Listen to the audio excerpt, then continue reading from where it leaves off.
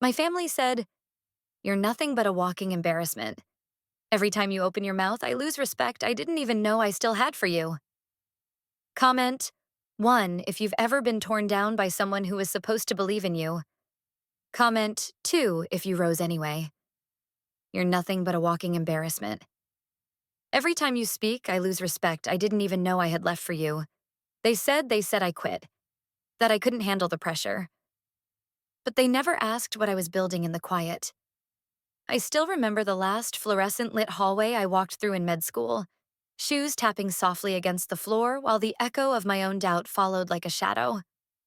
It wasn't some dramatic collapse or scandalous secret, just silence. Thick, slow, and consuming.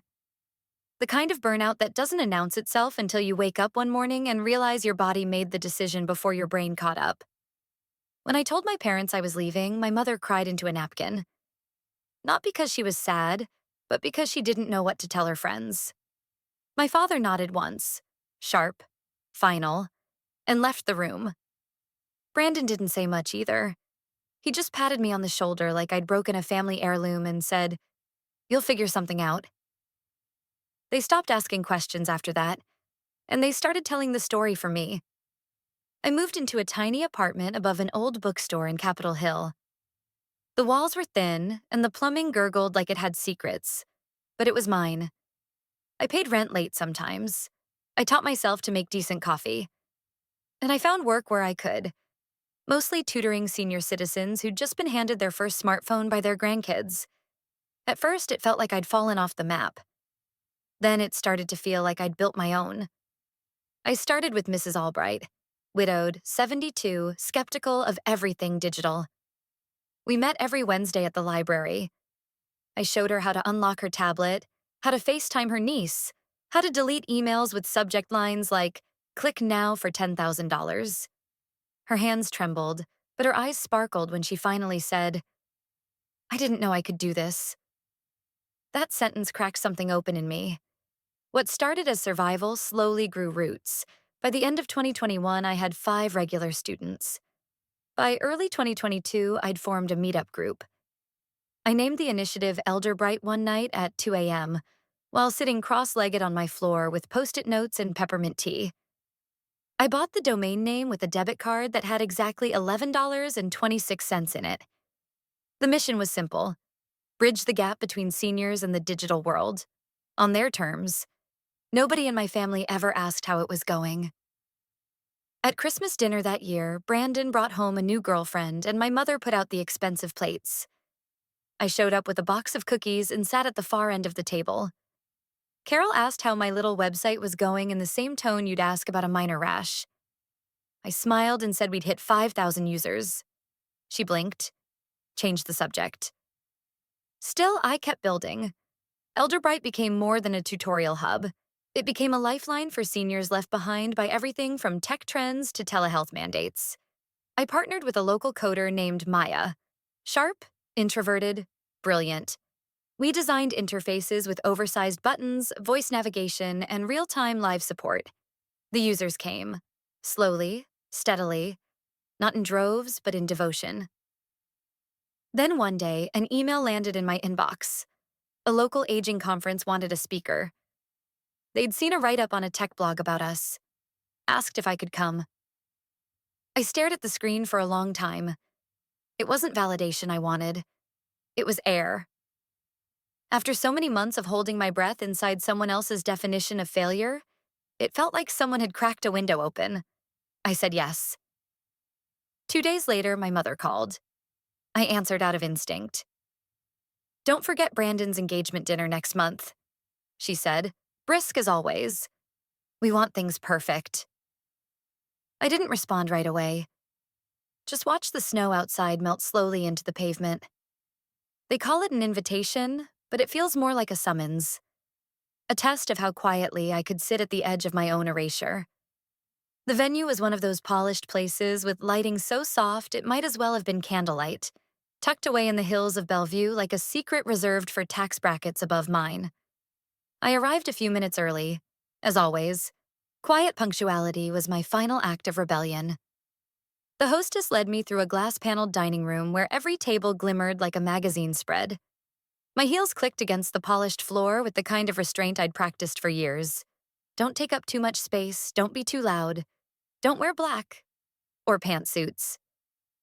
Carol's voice still rang clear in my head from her last email, something feminine this time.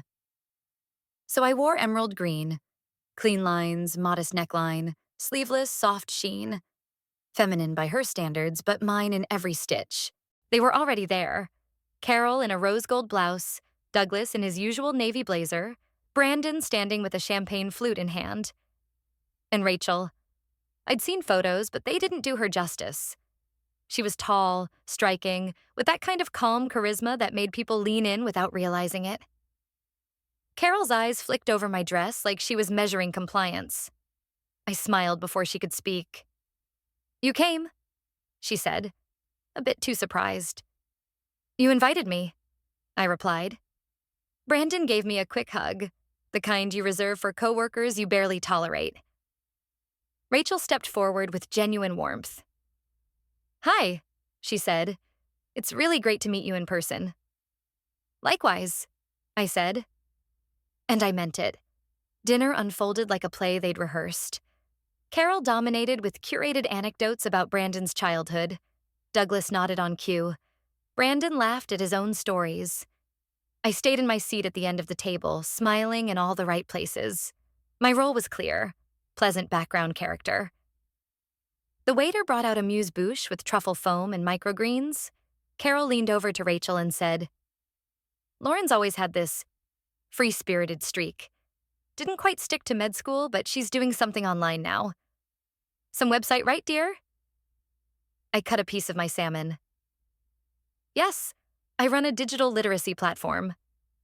"Oh, how neat," she said, already turning back to her wine. Rachel, however, kept looking at me. Not rudely, just thoughtfully.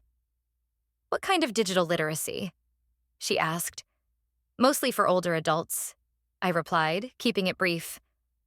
"Helping them stay connected, manage things online, protect themselves." "That's actually really important," she said, brows lifted. "I work for a foundation that funds elder tech.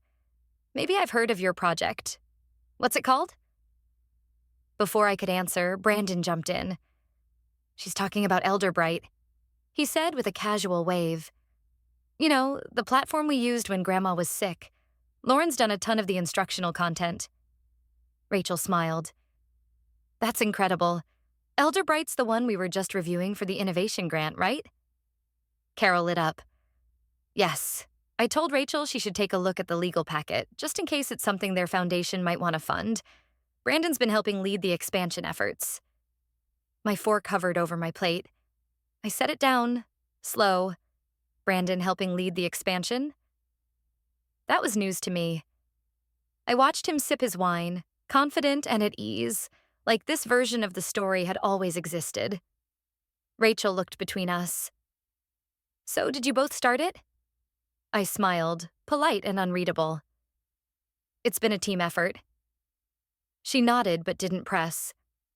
Later, as dessert arrived, something with edible flowers and gold dust, Carol began talking about napkin colors and reception lighting.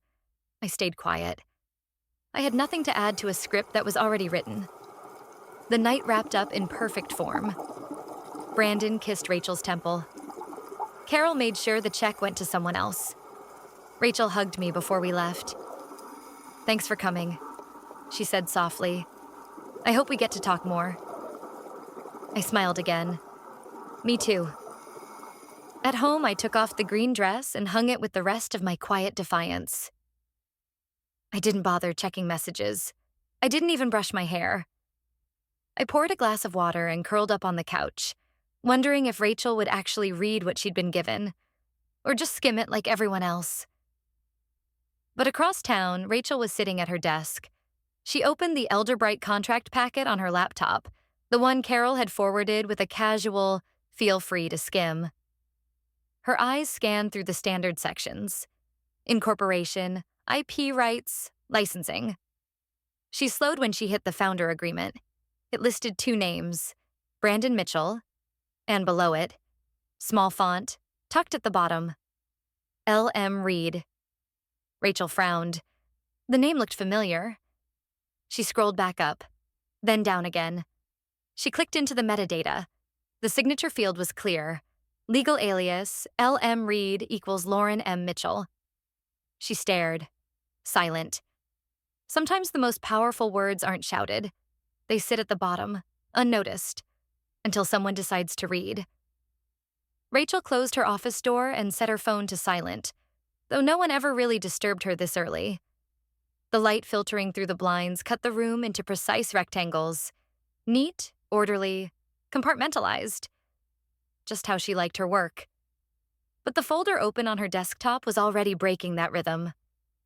She stared at the contract again. Her cursor hovered over the signature block. L.M. Reed. Brandon Mitchell. Then that quiet line. Legal alias, L.M. Reed equals Lauren M. Mitchell. She exhaled slowly, fingers tapping once against her coffee mug. The file hadn't been buried. It hadn't been encrypted or hidden behind legal jargon. It was there, just not loud. Like someone left the truth in plain sight, knowing most people wouldn't bother to read all the way down. Rachel clicked open the full incorporation documents. She scrolled through the LLC registration from 2021, the contact email for the original EIN, a Gmail with lauren.reed.west embedded in it. It matched the early Google Drive folders, matched the signature in the pitch deck, matched the IRS ownership ID. She pulled up the Elderbrite domain registry. Original registrant, L.M. Reed. Contact phone number? 1 digit off from the RSVP card Lauren had texted from. Rachel leaned back, slowly. She hadn't said anything at the dinner. She'd let it sit, because she wasn't sure yet. But now the weight was undeniable. Lauren hadn't just helped. Lauren hadn't just contributed. Lauren was Elderbrite. And everything Carol had said, everything Brandon had claimed, that she dropped out, floundered, clung to a side project. It wasn't just wrong. It was narrative warfare. She opened another tab and found Elderbrite's public-facing page. It was elegant, simple, senior accessible. The About Us section didn't name specific founders. It emphasized community. But buried 3 layers down in the Stories That Shine archive was a testimonial video from 2 years ago. She clicked. The screen lit up. A simple backdrop. A younger Lauren seated in a navy blouse, no makeup. Her voice even. At Elderbrite, she said, we believe dignity doesn't expire. It's not a feature. It's a right. And our job is to make sure people have the tools to protect that right. Rachel stared. Lauren wasn't salesy. She didn't perform. She spoke like someone who had spent too long being ignored and had no interest in shouting anymore. Her voice wasn't loud, but it landed. Sharp, clear, unapologetic. Rachel scrubbed back to the beginning and watched again. Her fingers twitched toward her notepad. She wrote one word, founder, then a question mark. Then she scratched it out. She opened her contacts and searched through old emails. Carol had CC'd a Maya Chen once when discussing nonprofit partnerships. Rachel had dismissed it at the time, assuming it was just another admin. But now, she typed quickly. Subject, Elderbrite verification. Quick call? Maya replied within 10 minutes. Hi, Rachel. Sure. I'm free at 11:15. Happy to talk. Let me know if you need context. Maya Rachel took a breath. Her hands were too still. She didn't like that. When the time came, she dialed. Maya answered on the second ring. This is Maya.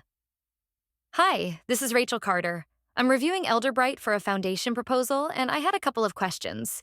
If that's all right? A pause. Then, of course.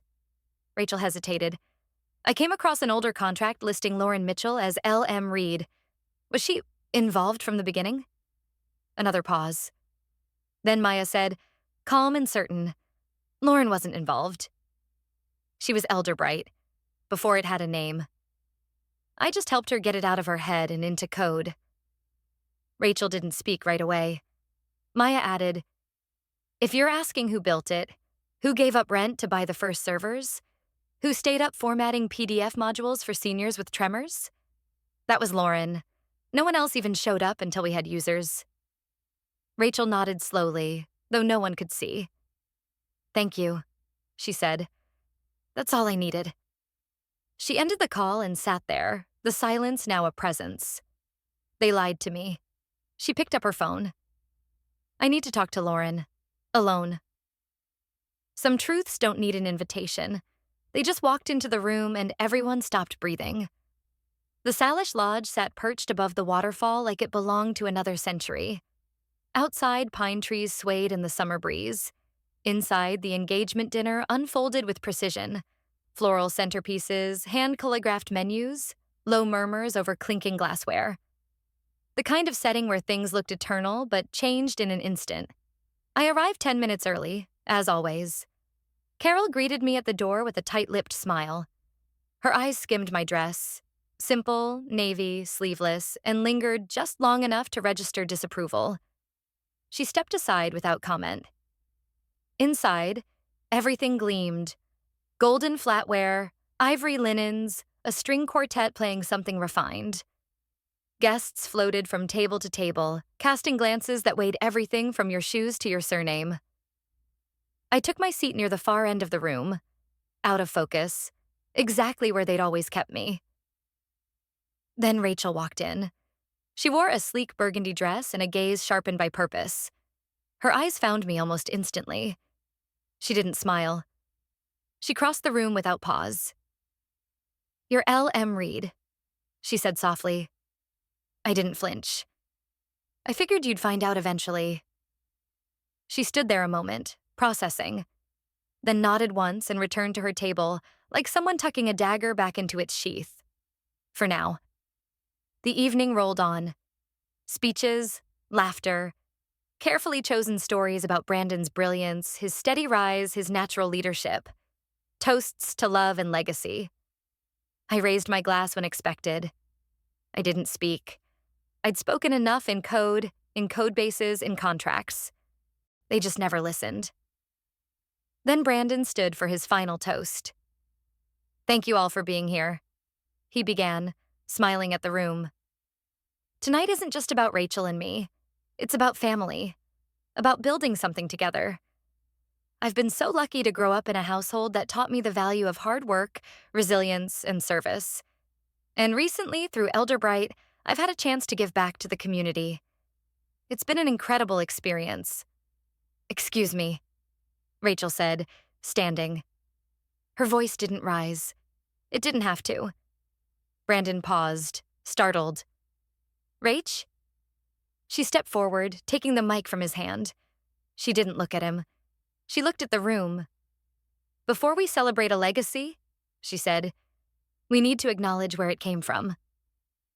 A ripple moved through the guests, forks stilled. Glasses paused halfway to lips. Rachel inhaled. Elderbrite has become a lifeline for thousands of older adults, and tonight I want to correct the record about who made that possible. Carol shifted uncomfortably in her seat. Douglas's jaw tensed. Rachel continued. "I reviewed Elderbrite's original legal documentation last week. It lists 2 founders, Brandon Mitchell and L.M. Reed." She let the name hang there. L.M. Reed is Lauren Mitchell. She built the platform from scratch. She wrote the tutorials. She registered the domain. She filed the paperwork. She poured herself into it when no one else cared. Gasps. Someone's champagne flute tilted. My mother froze, her expression trying and failing to recalibrate. Rachel's voice didn't waver. Brandon contributed later, but Lauren built the foundation. She wasn't lost. She was working, quietly, relentlessly. And I think it's time we said thank you. Every eye turned to me, not in pity, not in confusion, in recognition. I didn't move. Carol opened her mouth, but Rachel cut in, voice now sharper, like the edge of something holy. "You told me she was lost. Turns out she just walked further than you could follow." Sometimes justice doesn't sound like a gavel. It sounds like no one knowing what to say. The air in the dining room didn't change. It thickened, stretched tight like a wire on the verge of snapping. Rachel's words had landed with the kind of weight that didn't echo but pressed in on every breath. And for once, no one filled the silence. Carol's mouth was still parted, the beginning of some carefully rehearsed deflection now frozen on her tongue. Douglas didn't look up from his wineglass. Brandon stood with the mic still in his hand, blinking like he'd stepped into a play halfway through and wasn't sure which lines were his. I sat there, calm, not triumphant, not vindicated, just present. Someone clapped, a single slow rhythm from the back of the room. Then another guest joined. Then more. Not loud applause. Just a steady, uncertain acknowledgement that something had shifted, and the script was no longer holding. I stood quietly and slipped out of the spotlight before they decided how to interpret it. On the balcony, the air was cooler. The sounds of the dinner softened behind glass. Murmurs, silverware, the occasional forced laugh. I gripped the railing and watched the treetops sway under the moonlight. For the first time all night, I breathed like it belonged to me. Rachel found me 5 minutes later. "They're all recalibrating," she said softly, stepping beside me. I glanced at her. "Let them." She looked over her shoulder. "Carol's talking about stress and memory, trying to frame you as fragile." I didn't flinch. That's been her narrative since the day I walked away from med school. A free spirit, untethered. Easier to erase someone when you give them a label no one takes seriously. Rachel nodded. I told her she should be ashamed. "She won't be," I said. "But you said it. That matters more than you think." A guest wandered out, one of Brandon's old business mentors. He gave me a half smile, nodded, and walked back in without a word. That was the new dance now. Careful acknowledgement without implication. No one wanted to be on the wrong side of a truth they'd ignored. I moved through the room again like a ghost who suddenly mattered. People whispered as I passed. Some said thank you. A few asked about Elderbrite. I answered briefly, gently. I didn't know them backstory. At the dessert table, Brandon found me. "Why didn't you tell me?" he asked. Not angry, just dazed. His tone was that of a man who'd just discovered the house he lived in wasn't built on stone but sand. I picked up a mini eclair, turned it slowly in my fingers. "You never asked. You never looked past yourself." He didn't argue. He just stood there, hands in his pockets, chewing on a reality that didn't need my confirmation. "I didn't mean to take credit," he said. "Mom just kept saying I should, that it'd make things cleaner." I looked at him. Really looked. Clean doesn't mean right. Rachel appeared again, this time near Carol, who had cornered a waiter and was ranting softly about miscommunication and technicalities.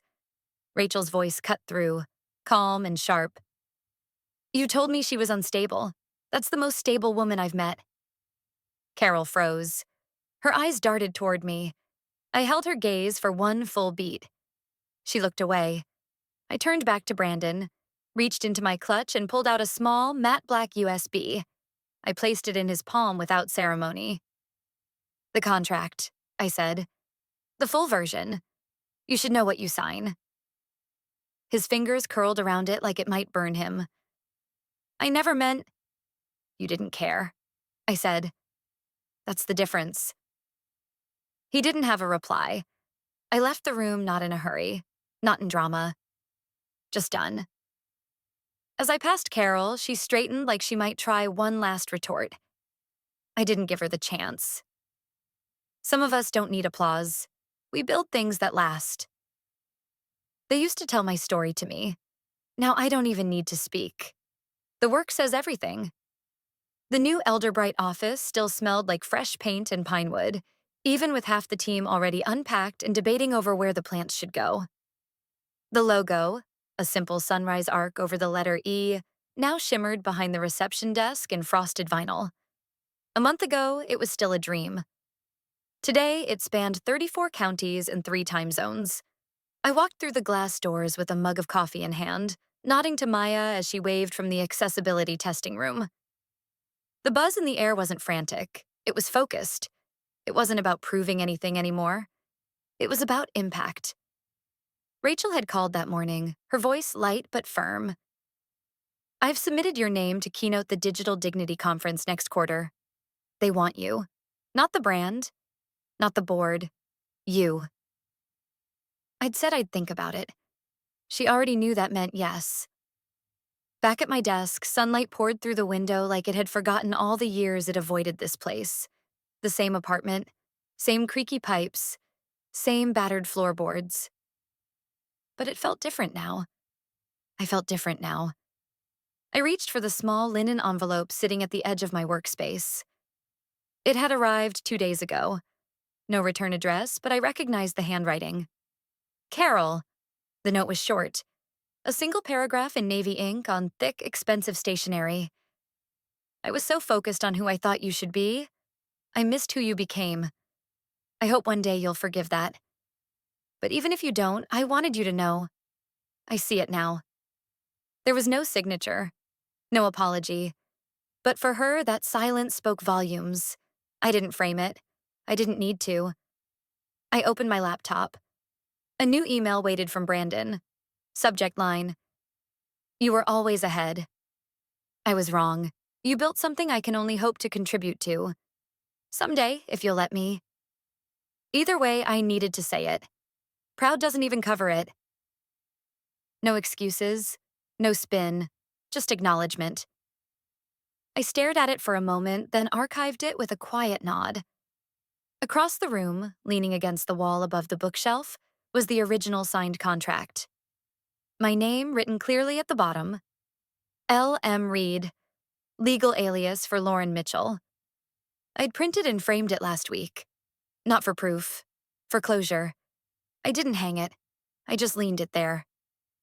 Enough to see, not enough to need. Maya tapped gently on the glass. We're testing voice control on the Montana version. Want to sit in? In a minute, I said. When she disappeared, I opened a new document. Blank, untouched. The cursor blinked like a heartbeat. The title bar read, Elderbrite 2, National Proposal. I placed my fingers on the keyboard. Let them rest there a moment. No pressure, no audience. Just me, breathing. Then I typed, this time I'll put my name at the top. Justice, in Lauren's story, didn't arrive with vengeance. It arrived with clarity. What her family once dismissed as failure now stood taller than their pride, and what they once silenced now spoke louder than any toast or title. When injustice is met with quiet strength and unwavering purpose, even the most carefully spun lies unravel at a single signature. Some battles aren't won in boardrooms or courts. They're won when truth walks into the room and no one can breathe. Like, share and subscribe if this story stirred something in you. And drop a 1 in the comments if you've ever had to reclaim your voice.